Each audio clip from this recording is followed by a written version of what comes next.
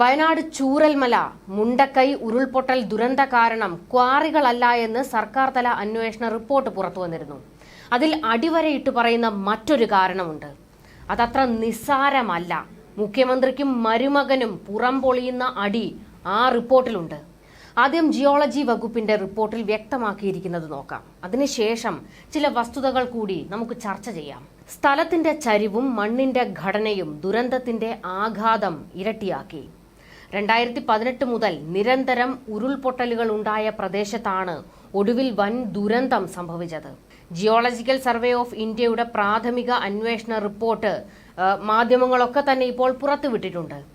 കേരളം കണ്ട ഏറ്റവും വലിയ ദുരന്തത്തിന്റെ ട്രിഗറിംഗ് ഫാക്ടർ കനത്ത മഴ തന്നെയാണെന്ന് ദുരന്തത്തിന് പിന്നാലെ ജിയോളജിക്കൽ സർവേ ഓഫ് ഇന്ത്യ കണ്ടെത്തിയത്. പ്രദേശത്ത് നടത്തിയ പ്രാഥമിക പഠനത്തിലാണ് ഇക്കാര്യം കണ്ടെത്തിയിരിക്കുന്നത്. അപകടമുണ്ടായ പ്രദേശത്ത് 2018 മുതൽ ഉരുൾപൊട്ടലുകൾ ഉണ്ടായിട്ടുണ്ട്. 2019 പുത്തുമലയിലേതുൾപ്പെടെ വെള്ളരിമലയിലും ചൂരൽമലയിലും ഒക്കെയായി ചെറുതും വലുതുമായ നിരവധി ഉരുൾപൊട്ടലുകൾ സംഭവിച്ചിട്ടുണ്ട്. ജൂലൈ 3-ാം വാരം മുതൽ ഈ മേഖലകളിൽ തുടർച്ചയായി മഴ പെയ്തിട്ടുണ്ട്. ദുരന്തമുണ്ടാകുന്നതിന് മുൻപുള്ള 24 മണിക്കൂറിൽ പുത്തുമലയിൽ പെയ്തിറങ്ങിയത് 372.6 മില്ലിമീറ്റർ മഴയാണ്. തെറ്റമലയിൽ 409 മില്ലിമീറ്റർ മഴയും. സമീപ പ്രദേശങ്ങളിലെല്ലാം മഴ കനത്തു പെയ്തു. തുടർച്ചയായി മഴ പെയ്ത് നനഞ്ഞു കുതിർന്നു കിടന്ന പ്രദേശത്ത് അധികമായി കനത്ത മഴ പെയ്തിറങ്ങിയപ്പോൾ മർദ്ദം താങ്ങാനായില്ല. അതാണ് ഉരുൾപൊട്ടലിനിടയാക്കിയത് എന്നാണ് GSI കണ്ടെത്തൽ. ഉരുൾപൊട്ടലിനെ തുടർന്ന് പാറക്കല്ലുകളും മണ്ണും ചെളിയും വെള്ളവും 7 കിലോമീറ്റർ ദൂരത്തോളം ഒഴുകി.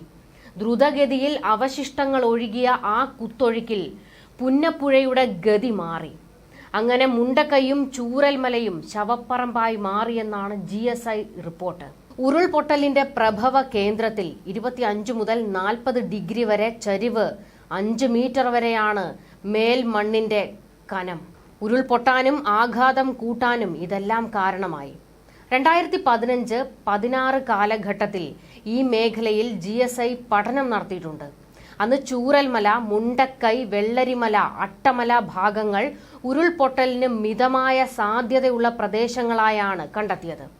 എന്നാൽ ഈ പ്രദേശത്തിന്റെ ഉയർന്ന മലമ്പ്രദേശങ്ങൾ അതീവ ഉരുൾപൊട്ടൽ സാധ്യതാ പട്ടികയിൽപ്പെടുത്തിയിരുന്നു.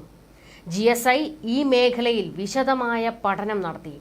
ഇതിനുശേഷമായിരിക്കും മുണ്ടക്കൈയും ചൂരൽമലയും തകർത്തെറിഞ്ഞ ദുരന്തത്തിന്റെ പൂർണ്ണ ചിത്രം തെളിയുക. പാരിസ്ഥിതിക ആഘാതമടക്കം ദുരന്തത്തിനിടയാക്കിയിട്ടുണ്ടോ എന്ന് അന്തിമ റിപ്പോർട്ടിൽ വ്യക്തമാകും.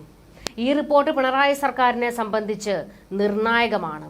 2018 മുതൽ നിരന്തരം പ്രശ്നബാധിത മേഖലകളാണ് ഇവയെല്ലാം.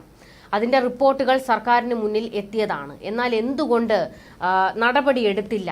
ആ പ്രദേശത്തെ ജനങ്ങളെ സുരക്ഷിതരാക്കാൻ ചെറുവിരൽ എന്തുകൊണ്ട് അനക്കിയില്ല എന്നുള്ള ചോദ്യങ്ങൾ ശക്തമാണ്. ഇതിനെല്ലാം ഉത്തരം പറയേണ്ടത് സർക്കാരാണ്. മറ്റാരുടെയും തലയിൽ ഇതൊന്നും കെട്ടിവെച്ച് രക്ഷപ്പെടാൻ പിണറായി സർക്കാരിന് കഴിയില്ല.